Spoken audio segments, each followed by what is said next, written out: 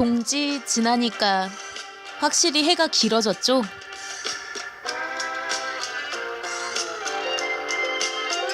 이제 곧 봄입니다.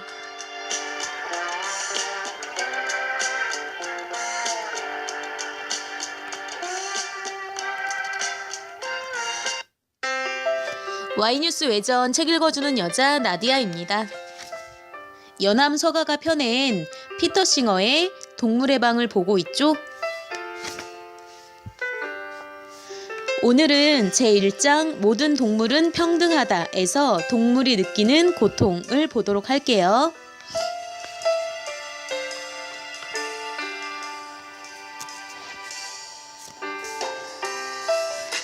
동물이 느끼는 고통. 사람들은 대부분 종차별주의자들이다. 다음 장에서는 평범한 사람들, 극단적으로 잔인하거나 냉혹한 소수의 사람들이 아닌 압도적인 다수의 사람들, 이 다른 종 구성원들의 가장 중요한 이익이 희생되어야 하는 관행에 세금이 사용되도록 적극 동참하고 묵인하며 이를 용인하고 있음을 보여준다. 이는 우리 종의 매우 사소한 이익을 증진시키기 위해 이루어지고 있는 것이다. 우리는 다음 두 장에서 서술되고 있는 동물에 대한 가혹한 처우를 정당화하기 위해 흔히 제시되는 하나의 논변을 검토해 볼 필요가 있다. 이는 동물을 가혹하게 처우하는 관행 자체를 논의하기 전에 짚고 넘어가야 할 논변이다.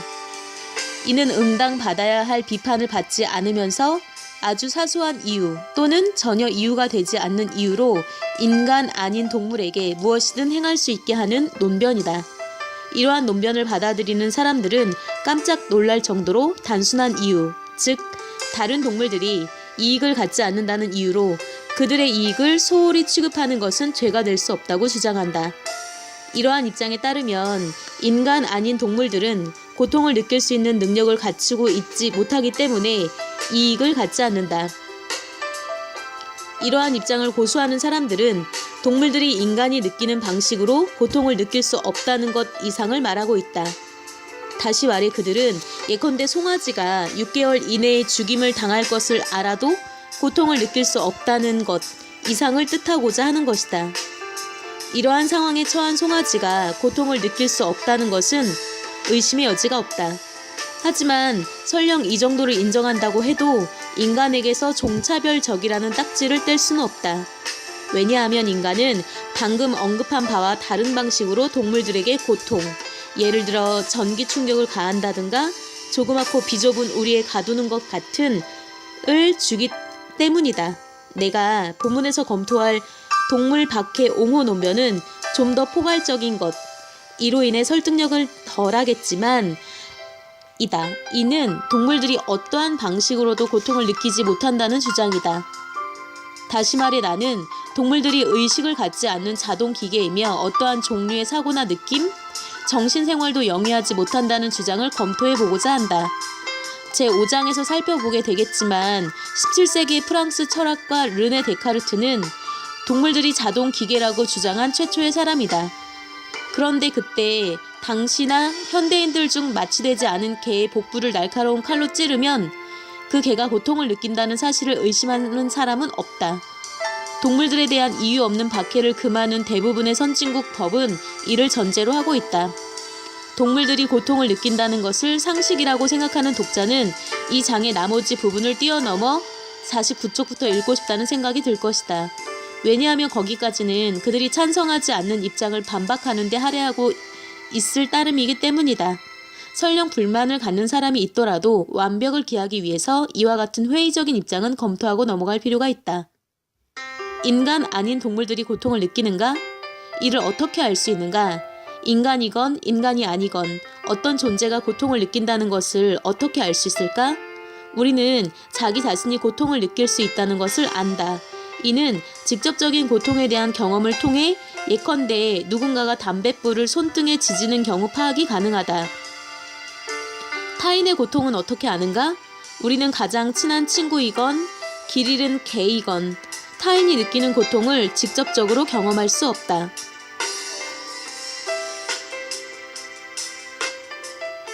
고통이란 의식 상태를 지칭하는 것으로 이는 정신적인 사건이다.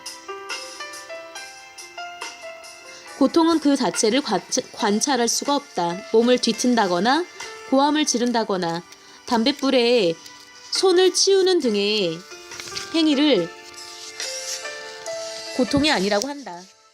두뇌 활동에 대한 신경학자의 기록 또한 고통 자체에 대한 관찰이 아니다. 고통이란 본인이 느끼는 무엇이며 우리는 다양한 외적 표시들로부터 타인이 고통을 느낀다고 미루어 짐작할 수 있을 따름이다. 이론상으로 보자면 우리가 다른 사람들이 고통을 느낀다고 추정할 때 실수를 저지를 가능성을 배제할 수 없다. 예를 들어 가장 친한 친구 중 하나가 교묘하게 제작된 로봇이며 고통의 느낌을 하나도 빼지 않고 모두 표현하지만 다른 기계들과 마찬가지로 감각을 느끼지 못하며 영민한 과학자에 의해 조종되고 있다고 생각해 볼 수 있다. 우리는 이와 같은 일이 있을 수 없다고 확실하게 단언할 수 없다. 물론 이와 같은 문제는 철학자들에게 골칫거리의 과제가 될 수 있을지언정 일상인들 중에선 그 누구도 가까운 친구가 자신처럼 고통을 느끼고 있다는 것에 대해 의문을 갖지 않는다. 다른 사람이 고통을 느낀다는 것은 추정에 불과하다. 이러한 추정은 완벽하게 합리적인 것으로 우리가 고통을 느끼는 상황에서 다른 사람들이 어떻게 행위하는가를 관찰함으로써 이루어지게 되는 추정이다. 이는 친구들이 우리와 같은 존재, 즉 우리와 동일한 기능을 갖는 유사한 경우에 유사한 느낌을 산출할 수 있는 신경계를 갖춘 존재라고 생각할 수 있는 충분한 이유가 있다는 사실에 근거한 추정이다. 만약 다른 사람들이 우리처럼 고통을 느낀다는 추정이 정당화될 수 없다면 동물들을 대상으로 한 유사한 추정 또한 정당화될 수 있는 것은 아닐까? 다른 사람들의 고통을 추정할 수 있는 거의 모든 외적인 몸짓은 다른 종에게서도 나타난다. 특히 우리는 이러한 몸짓을 우리와 근연인 포유류와 조류 중에서 분명하게 살펴볼 수 있다. 그와 같은 몸짓에 포함되는 것으로는 몸을 뒤친다든가 앞면을 일그러뜨리는 것을 들 수 있으며 이 밖에 신음소리를 낸다든가 고함을 지른다든가 또 다른 형태의 외침, 고통을 벗어나려는 시도, 고통이 반복될 것에 대한 두려움 등을 들 수 있을 것이다. 우리는 이러한 동물들이 우리와 유사한 신경계를 갖고 있다는 사실을 알고 있다. 다시 말해 고통이 느껴지는 상황에서 동물들 또한 우리의 신경계와 유사한 신경학적인 반응을 일으키는 것이다. 예를 들어 동물들도 우리와 마찬가지로 혈압이 오르고 동공이 팽창하며 땀을 흘리고 맥박이 빨리 뛰며 자극이 계속되면 혈압이 떨어져 버리는 신경계를 가지고 있다. 다른 동물들에 비해 인간의 되뇌피질이 더욱 잘 발달해 있는 것은 사실이다. 하지만 되뇌피질은 기본적인 충동이나 정서, 느낌보다는 사고 기능과 관련이 있다. 충동이나 정서, 느낌은 간뇌가 주로 담당하며 이러한 부위는 다른 종의 동물들, 특히 포유류와 조류에서도 발달이 두드러진다. 우리는 다른 동물들의 신경계가 인공적으로 만들어져서 마치 로봇이 인공적으로 만들어진 것처럼 인간이 고통을 느꼈을 때 보여주는 행위를 동물들이 그대로 모방하는 것이 아니라는 사실 또한 잘 알고 있다. 동물들의 신경계는 우리와 유사한 진화 과정을 거쳤다. 실제 진화사에서 인간과 다른 동물, 특히 포유류가 분기된 것은 우리 신경계의 중요한 특징이 이미 확립되고 난 후의 일이다. 고통을 느낄 수 있는 능력은 종의 생존 가능성을 높여준다. 그러한 능력으로 종 구성원이 상해를 피할 수 있기 때문이다. 생리학적으로 보았을 때 실질적으로 동일한 신경계, 이는 공통의 기원을 가지며 공통의 진화적 기능을 수행한다. 이 신경계가 유사한 상황에서 유사한 행위를 이끌어내는 신경계가 주관적 감각의 차원에서는 전혀 다른 방식으로 작동한다고 생각하는 것은 분명 합당하지 못하다. 과거로부터 과학에서는 가급적 단순하게 설명하는 것이 가장 온건한 설명 방식이라는 생각이 받아들여져 왔다. 바로 이러한 이유로 의식적 느낌, 욕구 등을 거론하며 동물들의 행동을 설명하는 것이 비과학적이라는 주장이 제기되기도 했다. 즉, 의식 또는 느낌을 도입하지 않고서도 어떤 행동을 설명할 수 있다면 그것이 더 단순한 설명이라는 주장이 제기되는 경우가 있었던 것이다. 하지만 인간과 인간 아닌 동물들의 실제 행동에 관한 설명이라는 측면에서 평가해 볼 때 우리는 의식적 느낌, 욕구 등의 용어가 포함되지 않은 설명이 다른 경쟁하는 설명보다 사실상 훨씬 복잡하다는 것을 알 수 있다. 이렇게 말하는 이유는 의식과 고통의 느낌을 언급하지 않을 경우 우리 자신의 행동에 대한 설명이 불완전하다는 사실을 경험을 통해 잘 알고 있기 때문이다.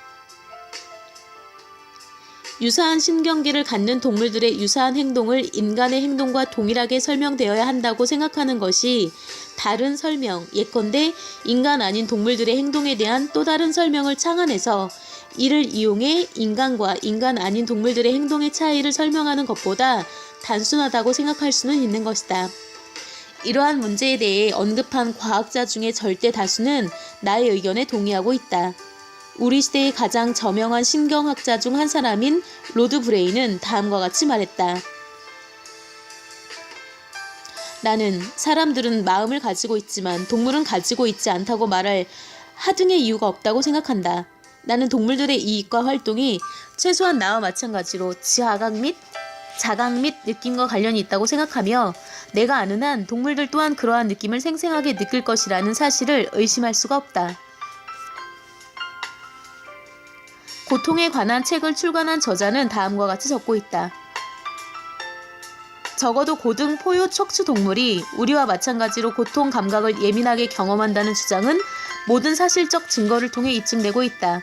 그들이 하등하다는 이유로 우리보다 감각이 예민하지 않다고 주장하는 사람들은 어리석은 사람들이다. 그들의 많은 감각들이 우리보다 훨씬 예민하다는 사실, 예컨대 어떤 새는 시각이 매우 잘 발달되어 있으며 대부분의 야생동물은 청각이, 다른 동물은 촉각이 예민하다. 이런 것을 보여주기란 어렵지 않다. 위험한 환경을 예민하게 인지하는 능력이란 측면에서 이들 동물들을 오늘날의 우리와 비교해 본다면 이러한 능력에 훨씬 크게 의존해 살아가는 것은 그들이다. 물론 직접적으로 고통을 지각하지 않는 대뇌피질은 우리가 더 복잡하다. 하지만 그들의 신경계는 우리와 거의 동일하며 그들의 고통에 대한 반응 또한 우리와 유사하다. 비록 우리가 아는 한 이러한 사실들이 철학적 도덕적 의미를 결하고 있지만 말이다.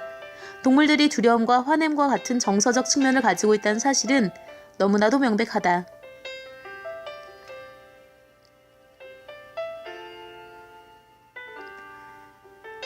영국에서는 동물 관련 문제에 관한 세계의 독립적인 정부 전문위원회가 일제히 동물들이 고통을 느낀다고 결론을 내렸다.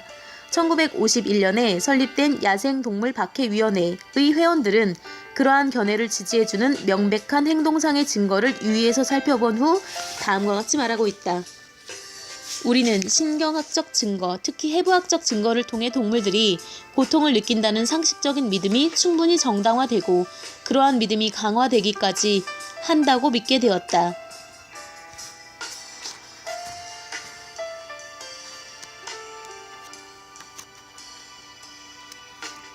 위원회 보고서는 고통이 갖는 진화적 가치를 논의한 후 고통은 명백하게 생물학적으로 유용하며 바로 이것이 동물들이 고통을 느낀다는 제3의 증거라는 말로 마무리하고 있다. 이에 이어 위원회 구성원들은 단순한 육체적 고통 외에 다른 형태의 고통에 대해서도 고찰해보고 있는데 여기서 그들은 동물들이 심한 두려움과 공포로도 고통을 받는다는 사실을 확신하게 되었다고 덧붙이고 있다. 영국 정부위원회가 제출한 동물 실험 및 집약적 축산 하에서의 동물 복리에 관한 후속 보고서는 이러한 견해를 재차 확인하고 있으며 직접적인 육체적 상해와 두려움, 염려, 스트레스 등으로 동물들이 고통을 받을 수 있다는 말로 마무리하고 있다. 마지막으로 지난 10년 사이에 출간된 동물의 사고, 동물의 생각, 동물의 고통, 동물 복리의 과학과 같은 제목의 과학 연구 출판물은 인간 아닌 동물들의 의식적 자각이 오늘날 진지한 탐구 대상이 되었음을 분명하게 보여주고 있다. 이러한 정도만으로도 문제를 해결하기에 충분하다고 생각할 수 있다. 우리가 고찰해 보아야 하는 반론이 한 가지 더 남았다. 요컨대 고통을 느끼고 있는 인간은 인간 아닌 동물들이 갖지 않은 행위적 표시 방법이 한 가지 있다. 발달된 언어가 바로 그것이다. 데카르트를 포함한 일부 철학자들이 생각하기에 인간과 다른 동물의 중요한 차이는 전자가 상호 간의 고통 경험을 매우 상세하게 전할 수 있음에 반해 후자는 그렇게 하지 못한다는 사실에 있다. 흥미롭게도 인간과 다른 종의 구분은 오늘날 침팬지가 언어를 습득할 수 있다는 사실이 알려짐으로써 위협받게 되었다. 하지만 언어를 사용할 수 있는지의 여부는 벤담이 훨씬 이전에 지적했듯이 어떤 존재를 어떻게 처우해야 하는가의 문제와는 무관하다.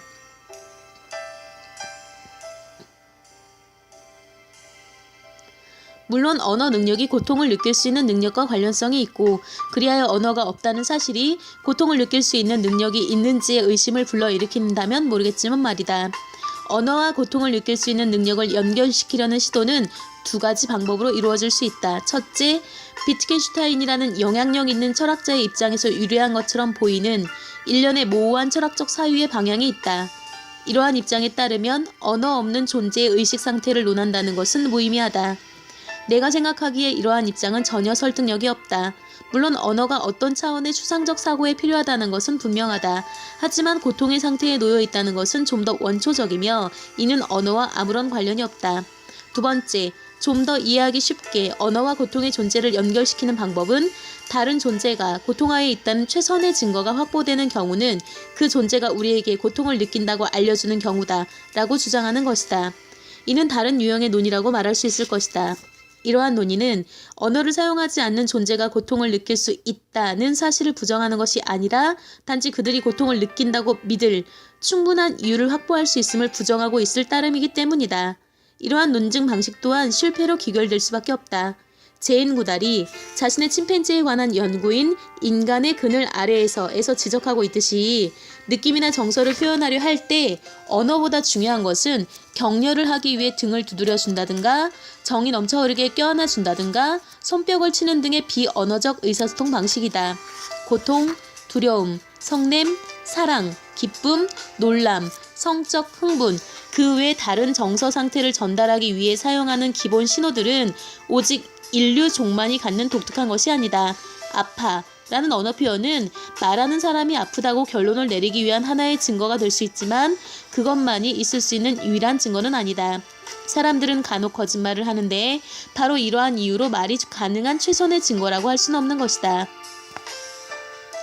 설령 언어를 갖지 않는 존재들이 고통을 느낄 수 없다고 주장할 더욱 강력한 근거가 있다고 하더라도 우리는 동물들이 고통은 느낄 수 있다는 것을 거부할 경우 받아들일 수 없는 결론을 받아들여야 하는 처지에 놓이게 된다.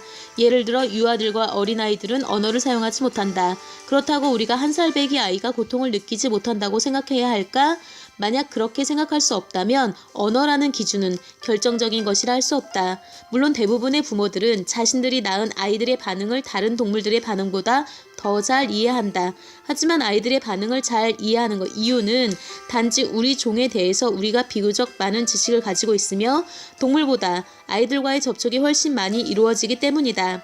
다른 동물들의 행동을 연구한 사람들, 동물을 친구로 삼고 있는 사람들은 마치 우리가 아이들의 반응을 알아채는 것과 다를 바 없이 혹은 그 이상으로 동물들의 반응을 금방 알아차린다. 이제 우리는 다음과 같이 결론을 내릴 수 있을 것이다. 동물이 고통을 느끼지 못한다고 생각할 아무런 이유가 없다. 그것이 과학적 이유건 철학적 이유건 이는 마찬가지다. 만약 다른 사람들이 고통을 느낀다는 것을 의심하지 않는다면 다른 동물이 고통을 느낀다는 것 또한 의심해선 안 된다. 동물들은 고통을 느낄 수 있다. 앞에서 살펴본 바와 같이 동물이 느끼는 고통 또는 쾌락이 인간이 느끼는 동일한 양의 고통 또는 쾌락보다 중요하지 않다는 생각은 어떤 경우에도 도덕적으로 정당화되지 않는다. 동일한 양의 고통을 동일하게 고려해야 한다는 주장이 의미하는 바는 무엇일까? 오해를 피하기 위해 내가 뜻하고자 하는 바를 좀 더 상세히 논하자면 다음과 같다. 만약 내가 손바닥으로 세게 말의 엉덩이를 찰싹 때린다면 말은 앞으로 뛰쳐나갈 것이다.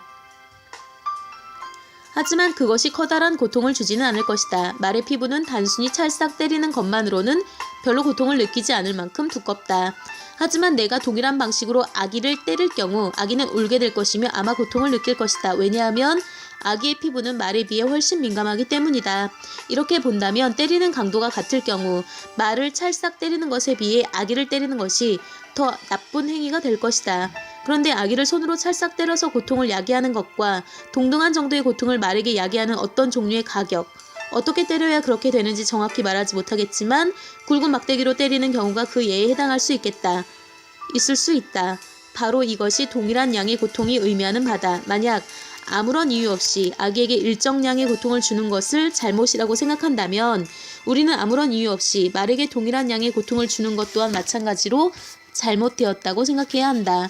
만약 종차별주의자가 아니라면 말이다. 한편 인간과 동물의 다른 차이점으로 다른 복잡한 문제들이 발생한다. 어떤 특정한 상황에서 정상적인 성인들은 동일한 상황에서 동물들이 느끼는 것 이상으로 고통을 느끼게 될 정신적 능력을 갖추고 있다. 예를 들어 우리가 정상적인 성인을 극단적으로 고통스럽거나 치명적인 과학 실험의 대상으로 삼기로 결정했고 이 목적을 위해 정상적인 성인을 임의로 공원에서 납치했다면 공원 산책을 즐기는 성인들은 납치당할 것에 대한 두려움을 느끼게 될 것이다. 이와 같은 결과로 느끼게 되는 공포는 실험 자체로 인한 고통에 더해지는 고통일 것이다. 그런데 인간 아닌 동물을 대상으로 동일한 실험을 행할 경우 동물들에게는 상대적으로 적은 고통이 야기될 것이다. 왜냐하면 동물들은 납치되어 실험 대상이 될 가능성으로 인해 고통을 느끼지 않을 것이기 때문이다.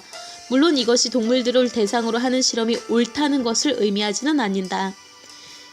이는 굳이 실험이 시행되어야 한다면 정상적인 성인보다는 동물을 사용하는 편이 낫다고 말할 이유, 이는 종차별주의자이기 때문에 갖게 되는 이유가 아니다. 이것이 있음을 의미할 따름이다. 하지만 이러한 논증은 어른들보다 아기, 어쩌면 고아 혹은 심각한 정신지체 장애인을 실험 대상으로 삼는 편이 낫다고 말할 빌미를 제공한다. 왜냐하면 그들 또한 장차 자신들에게 무슨 일이 일어날지 모르기 때문이다. 이 논증에 관한 한 인간이 아닌 동물, 유아, 정신지체 장애인들은 동일한 범주에 속해 있다. 인간 아닌 동물들에 대한 실험을 정당화할 목적으로 인간의 우월한 정신 능력과 더욱 예민하게 고통을 느낄 수 있는 능력을 연결시키는 논증을 사용하려면 우리는 아기와 정신지체 장애인들을 실험 대상으로 삼을 용의가 있는지를 자문해봐야 한다. 동물과 이러한 사람들을 구분해야 한다면 도대체 그 기준은 무엇인가? 내가 보기에 이는 우리 종을 우선적으로 고려하려는 뻔뻔스러운, 도덕적으로 옹호할 수 없는 속셈의 발로라고 아니할 수 없다.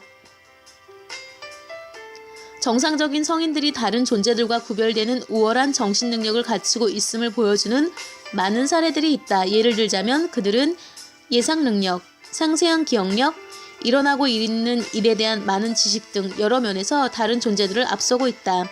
이 모든 능력의 차이가 정상적인 인간이 항상 다른 존재들에 비해 고통을 더 크게 느낀다는 것을 보여준다고 할 수는 없다. 어떤 경우에든 동물들이 고통을 더 크게 느낄 수도 있다. 왜냐하면 동물들의 이해력에 한계가 있기 때문이다. 예를 들어 우리가 전시에 포로를 수용하고 있다고 가정해보자. 우리는 그들이 포획과 수색, 감금을 감수해야 할지라도 묵묵히 지시에 따를 경우 해를 입히지 않을 것이며 전쟁이 끝나면 석방될 것이라고 설명해 줄 수 있다. 하지만 야생동물을 잡았을 경우에는 그들에게 생명을 위협하는 것이 아니라고 설명할 방도가 없다. 야생동물은 잡아서 가두어 놓으려는 시도와 죽이려는 시도를 구분하지 못한다. 즉 그들에게는 두 가지 경우 모두 공포가 야기나 있는 것이다. 한편 서로 다른 종 간의 고통의 비교가 불가능하며 이 때문에 동물과 인간의 이익이 서로 충돌하는 경우에 평등의 원리가 아무런 지침이 될 수 없다는 비판이 있을 수 있다. 물론 서로 다른 종 구성원들의 고통을 정확히 비교하기란 불가능할지도 모른다. 하지만 정확성이 본질적인 것은 아니다. 동물은 커다란 영향을 받지만 인간의 이익이 크게 손상되는 일은 없을 것임이 어느 정도 확실한 경우에만 동물에게 가하는 고통을 방지하려고 한다고 하더라도 우리는 식사를 비롯해 가축 사육 방식, 여러 과학 분야에서의 실험 절차, 야생 동물에 대한 우리의 접근 방식과 사냥 등에서 변혁을 이루어야 한다. 또한 동물을 장식품과 모피로 사용하거나 서커스, 로데오, 동물원 등 오락 분야에서 활용하는 경우도 근본적으로 개선해야 한다. 이것이 현실화될 경우 동물들은 상당한 양의 고통을 피할 수 있게 될 것이다.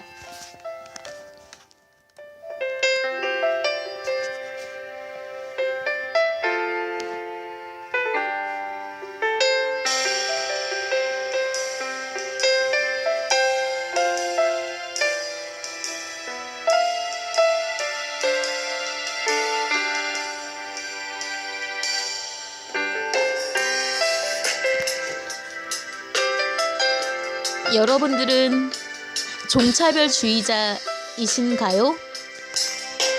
이 논증에 따르면 말이죠.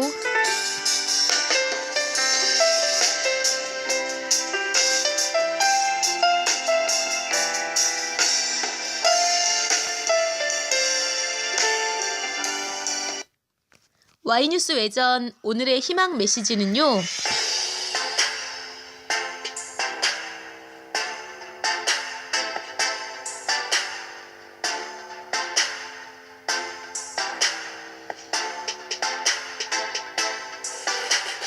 드라마가 삶을 책임져 주지는 않는다입니다. 고백할게요. 남자친구에 빠졌었습니다. 송혜교 씨가 그렇게 예쁜지도 새삼 처음 알았고요.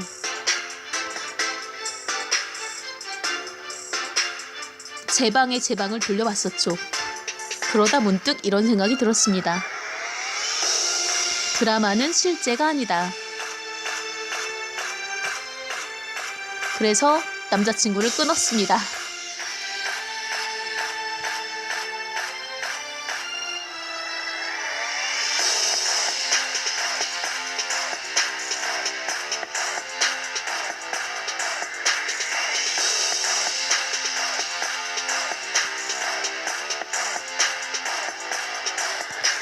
Y뉴스 외전 책 읽어주는 여자 73번째 시간은 여기까지입니다. 74번째 시간에 먼저 가서 기다리고 있을게요.